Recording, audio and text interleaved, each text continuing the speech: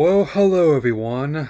Now that I've finally seen it, it only took about 5 days to get in, and I think I will talk about the new action comedy from Novocaine, which stars Jack Quaid, as in Dennis and Meg Ryan's son, Amber Midthunder and Jacob Batalon. So, let's begin. The story follows Nathan Hain,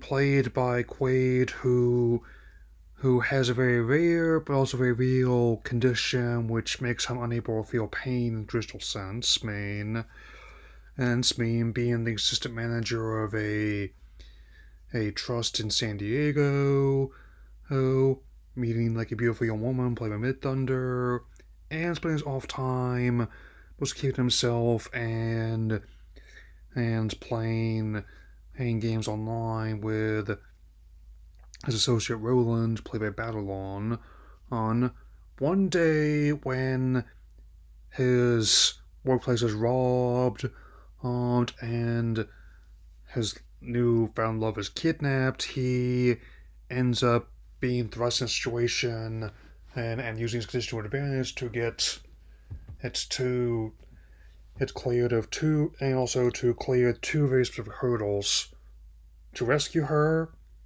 and to clear his name of a crime he did commit, because due to a series of misunderstandings, he's mistaken for one of his accomplices. As even though it was clear he was under duress when they made him open the vault, because the guy who was step above him got Takagi'd, basically. He So the film, I'm not familiar with the dual directors who's at its helm, is a simple but effective concept executed in a way that is very much follows the model that John Coffey popularized, as of it being fast-paced, tightly plotted, and making the action easy to follow in numerous detail. Of course, you see the conventional arms like blades and bullets that's having to be dealt with, including on like a corner store he helped save from being foreclosed upon. On But also some admittedly pretty creative one, like being able to stick his hand in a deep fryer to retrieve his weapon, and using a tattoo needle not only to interrogate someone for information on his lover's kidnappers, but also to write down the address of a lead on his hand.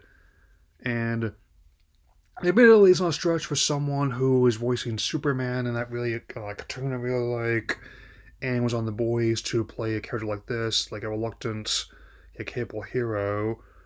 And even with the condition, he's definitely much cut from the same cloth as someone like Indiana Jones or John McClane in the first Die Hard, as quote ordinary man through an extraordinary situation, and won't get too spoilery. But just the three leads play off each other quite well, and definitely very dark humor to be found situation. If you're definitely into this kind of material, I think you're gonna enjoy yourself here. And even with it being very modest opening at number one, especially given what lies ahead, I can say, hey, that this very modest $18 million budget definitely doesn't have much to do to make back its money before Princeton advertising are factored. I certainly knew it was coming out, and I wasted no time in keeping my eye on it, because I was personally curious about it ever since I started seeing promotions for it last year. And I'm also very glad it came right here to my town's theater, which much easier and more cost-effective to work around than having to figure out which bus to take, or to pay higher surcharges a couple towns over. I I don't have any major plans to check anything else out before or Sinners comes out in April. Maybe if that the new Looney Tunes movie is playing nearby, I might check that out too. But right now I've got a bunch to do at home here. Yeah. Of course, the action itself is also quite well choreographed and also quite creative. I mean, not just the methods of which he gets memed on the poster, her, but there's other ones in there in the denouement which I'm not going to spoil here. Yeah, which give an idea of how crazy they are. I mean, and of course, you see things in the same vein as like how he nearly avoids like the screwdriver, the pizza cutter, a scalpel, and at one point a spiked ball and chain to the back and an arrow to the knee. Hey, if Todd and Bethesda can release Skyrim on basically everything can run it, I can use that vintage meme quote myself. I mean, I won't get into much detail again, but it's very much. It's like imagine if they made like a gritty reboot of Home Alone, and you're not too far off the mark, which is something that some of the crooks even lampshade as well, and it's definitely a nice, fun way to spend an hour and 50 minutes, and I definitely will have plenty of some upcoming attractions, and overall, if you're looking for a new Dark of the Heroes action movie, this is definitely worth your time and money, so I give it a very a nice sting of 3.5 stars out of 4, 1.5 stars out of 5, and now on the coming attractions. Okay, so just ripping off the band-aid right here with Snow White, like on Friday. Hey, it's more or less what I expected since the embargo just broke today. It's definitely not on the same order of magnitude as the genre-defining source material. Oh, but it's also not this utter disaster a lot of people are expecting either. I mean, people did seem to be praising both Ziegler and Godot's variants of the characters.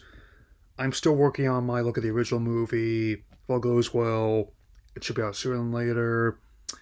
Heck, I don't even mind the collabs doing like Allegra, so we're not all sneezy, and Miracle Grow. May not have magic to help our gardens grow this spring, but we've got the next big thing with that. Yeah. Okay, so May 2nd, Marvel's Thunderbolts. Holtzman, where here that was also the putting fun on Silent Spot, which I always manage to do.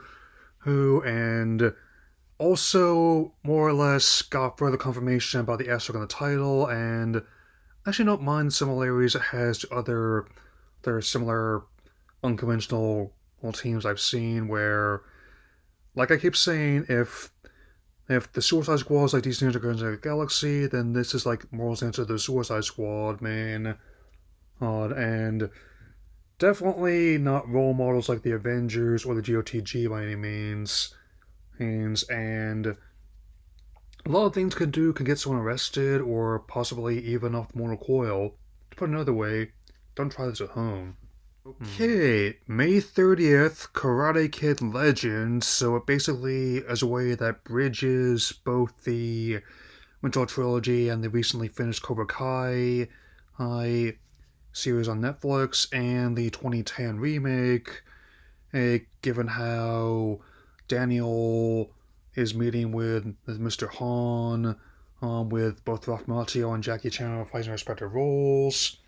And I will admit I'm keeping an eye on this one's Legacy sequel and probably not rushing right out to see it, but I definitely think it should be interesting. I also really like how much like Cobra Kai they're still paying part of respect to the actors who are no longer with us, especially the late great Noriyuki Pat Morita's Miyagi.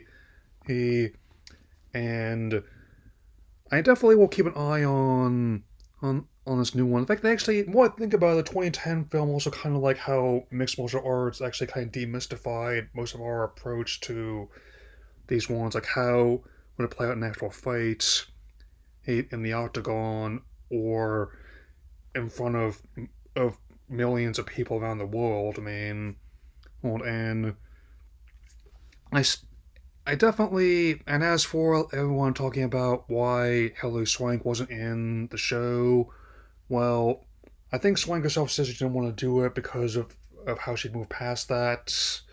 That's mean. And I can understand and respect the idea of wanting to revisit ideas that didn't work before, but sometimes if the idea didn't work, or sometimes it's best to just table it and find one that does instead, such as my next pick here. Finishing off with Jurassic World Rebirth, coming out July 2nd, just in time for the July weekend. Always a reliable draw for that time frame. And I don't know about how trying to reboot the monarchy, but a legacy sequel with dinosaurs is alright with me.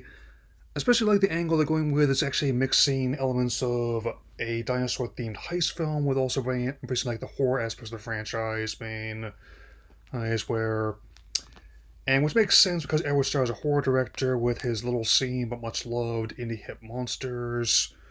And definitely showed that even with a relatively modest budget, he definitely had the eye for spectacle. And I'm also liking the idea of them using elements from the books that Crichton wrote that they wanted to in previous installments, but they couldn't. And I mean, so I definitely intend. That's one of the three ones I'm prioritizing that July. The other two being Fantastic Four and Superman.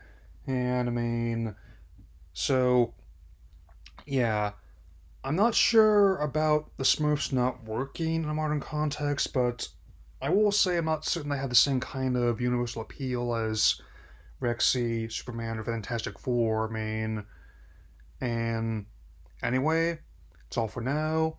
And I wish you all a good spring equinox. Take care, everyone.